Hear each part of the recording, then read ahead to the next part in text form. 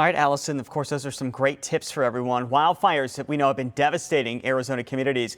Next month, forest officials will start doing something they haven't done in about a decade to help get these fires under control. Jamie Warren is live to explain this new project. Jamie, officials tell you it is time for a big change.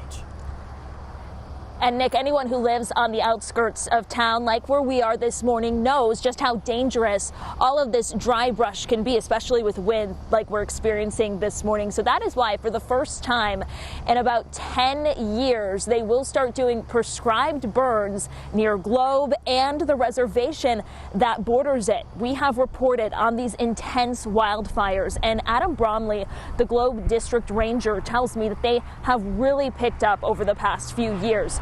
The reason is it's gotten hotter, there are more people, and the terrain has gotten thicker. Historically, he says they haven't done controlled burns in those areas as a measure to stop those hazardous fuels from building up.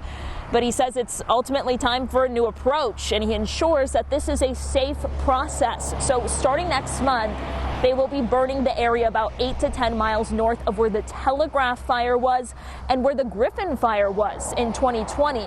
Both of those fires crossed over to the San Carlos Apache Indian Reservation. It's time for a change. It's the best way to describe it. It's just our environment is changing around us in so many ways. Folks that live here in these communities have been heavily impacted. And so for us to make sure that they understand and know what's going on, it's going to be a very important piece to this. And that's our job to get that information out there through every avenue that we can. Every time they do a prescribed burn, he says they will notify residents ahead of time because they know how concerning it can be for them to see that smoke, and they want to make sure that everyone is in the loop of what exactly will be going on. And this will ultimately not only protect the communities there, but the hope is that it could also protect the watershed, because that is responsible for our water supply right here in the valley. I'm Jamie Warren, ABC 15, Arizona.